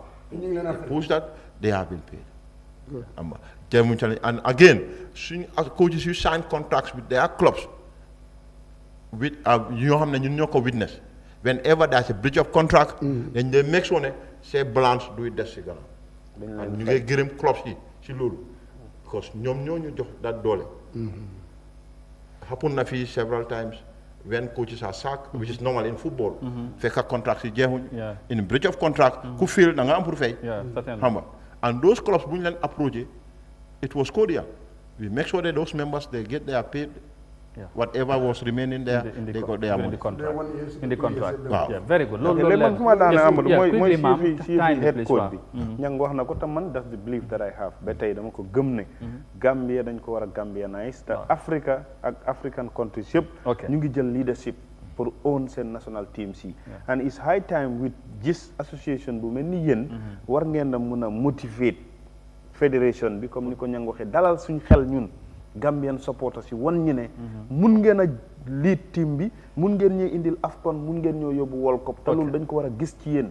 as ko gis ko ci association bi ba ñun Gambian sem ñu am dream and hope ne bëggatuñoo gis any foreign coach. Okay, I think that's a challenge for the coach, motivation tamit. Yeah, di ngeen war a mun a yaakaar loolu. Because soo xoolee Live, we just mentioned Lai Bojang here from the last under 20. Yeah, before Lai, it was Matar. Yeah. Before Matar, it was Tafa. So these kids are now growing up. In life, everything process. And we are ready. Okay. Alaji is there for almost 2-3 years now with the coach. So because national team tamit is not just. No, it's a challenge. Sang amul lum fi dégul. No, waaye monsieur Touré wax na ko fi Amadou ne Omar Pène daf ko wéy ne bu club bu équipe nationale baaxee ci club yi la doore Tom du ñëw seetaan sax suñ club yi. Gis nga maam lan lañu mën a defal. Gis nga Tobi Aliou Cissé is one of the coach bu ñu gën a criticize ci football Sénégal xam naa loolu mu ñu got to this level. So doomi réew mi la sang loolu la wax sang bu mu fa nekkee amul luñ fi dégg waaye this rebranding and li xaw a beneen bi lan la bu mu ko indee dañ ko doon caricature sax loolu bon loolu moo ñu may tey fii rebranding ak boobu lu mu initiation boobu moom bu mu ko tàmbalee dañ ko fa génnee but beneen coach bi ñëw dafa yomboon ci moom parce que moom start na process ba pare so loolu is important but like I said, it's a challenge and it's a hope ne Gambian coaches yi dañoo start. No, boobu I could say ne du yaaga sax. Because soo xoolee lu ma fu ma waxee rek mooy ne. Soo xoolee of recent achievements yi at our local level. These are our coaches. Okay, Tom ñëwaambe ñaaka ñu loolu depend boobu tam logistique am la because it depends on the contract boom sign with the ministry together with the federation. That's entailed that. But again, he got an assistant on the ground. And that assistant, he's the direct head coach of the under-20. That's his Chan team, my local base home team. Alaji my head coach. So that's next to the national team. So let's go to the AFCON with a high prospect. From there, we know what we can do. But at our level, I know because we're part of the technical, we had a membership at the Technical Development Committee that decides on the technical matters of this country. So obviously we had to say in the federation. Fantastic. Look, finally, Coach, you as the president of the Gambia Football Coaches Association, of course, like you said, I'm getting challenged. So what is that main challenge that you face at this moment? And as the president, with your executive, what are the plans that you intend to do to, face off those challenges together, whatever that you want to do in the next months or whatever time that you have, and then this month, what are the plans for the awarding and all that, and your partnership with ITV, in terms of so many benefits and for the coaches and all that, in 2 minutes, please. Yeah, the biggest challenge more in membership, that's our contribution, because any association more just like it needs finance. Yes, the federation is budgeting our awards. Every 8,000 bunyo johe, it comes from the coffers of the federation. Oh, okay, not again, from the association. But the association gets social responsibilities. Okay. Exactly. From Eyeafrica. So Eyeafrica sponsored this wholly. So the monetary term will be given by the federation. The logistics with Gam-Otus. We had also a partnership with Gam-Otus. They will be doing the logistics as a traveling for the awards. But again, I come back to that membership. People paying where they belong to. You put your money where your money is. Absolutely. You got your luncheon. You are a coach. Yes, we had an association. But your token has to be paid to give you that card to be called a member of that association. So that association can stand by you whenever it needs to be. Without those finances, it is going to be difficult. Because the busman coming from the federation directly goes to the awards. But we got an account and we need to be blunt. Coaches may got into difficulties. Here we had our social lives. Somebody might get trouble somewhere. Somebody might have an accident. You might lose a very close, a father or a colleague. A coach even might. That reminds me to that Bono Johnson, Lamin Sarr, and Sol Kuyate. May their souls rest in perfect peace. In all those funerals, in all those funerals, we contributed. But if you don't pay your dues, we cannot get the money to give out. Do you have any condition attached? If you paid, you are a member, you do not pay for 1 month, 2 months, you might be deleted out, or you might, because we can't delete you once you have a. But again, we will deprive you from our benefits. Yeah. Okay. Because one of the criteria for the coach of the month, as you said, Amber, we said you have to pay your dues. Yeah, numbers of dues. Yeah. Get your card, valid one, you win, you get it. Yeah? Yeah, because you don't pay that card, you don't pay that money. You cannot call yourself as a member. Okay. And people cannot pay their money and collecting their money given to you. Yeah, that's not fair. That's not fair. So that's the biggest challenge. Yeah. Less members pay their dues before membership, as we did in the COVID. Okay. We will deduct our membership money from you. That's 1,200 from the money you win. Then we put in. Yeah. But by January, if any winner comes in January, like we did last season, if your payment is not been settled, you are not benefiting. You are not going to do. Okay. And apparently, how many members do you have as we speak among the coaches that are, fully, members and they are paying their dues as expected? Because we have so many coaches, as you said. But yeah, as I said, the target of the is about C and B license holders and head coaches. The statistics was about 80 coaches. Okay. The statistics was about 8 coaches. Yeah, so but funnily enough, we don't even get half of that coming on board. What? Not even 40. Not even 40 coming on board. That's the problem. And coaches have been paid. So what's the problem? But the rest assured you will come back maybe with Ahmad. We have more time. You get into so many issues relating to coaches, because man, I still want us to discuss why sometimes Gambian coaches in the DMCBT gisnen tafamane lesson from recently from Liberia, Matar Mboch is in the US right now, but we need to have more of this. So why? Su fekkee ne 20 ñu am ci collapse. Waaw ñooñu tam war nañ mën a joxe lu ëpp ordinary member bu nga xam ne amagut. No, this time round we're going to make a campaign with the federation together with it. Because again, courses are coming, programs are coming. As I said, at the end of the season, we'll be doing this conventional. This conventional, we're working with experts, discussing with experts. We want to get foreign experts coming in to build international relationship. As you know, Matar was the president before. Yeah. He has a job in America. He's doing good there. We get likes of Jaju in America. We get a lot of Gambian coaches in Canada, America, and Lamin is currently in Switzerland. We even get a different part of the... Wish you good luck and hope to have you back sometime, inshallah. Thank you very much. Thank you. Let's move on, and we'll take a break, and right after that, the newspaper review would be next, and stay tuned, we'll be right back. Ako kolea bantele fereng sako julani safaro la fanna la kila bunke nyon tangoti inyongoli kono anin dabo trading dam yalon ko e fenjamalle soto e mil yalon ko wolni tembenna wolle bi buri be wafika jama sandiru anin dama sandiru ba dabo trading nyon tangolom julani safaro kono sako e milta julaya ko inate ko jula dabo trading fengo soda mian ko nin sinin jamani laban silingol mi yalan ko ka trabun kono jio man kuno wala dimba man kuno wala asatere bulo fo wati I need a quality. Yes, good quality. Good quality. Yes, make sure good quality. We promise. And the good price. Okay. You understand what I mean?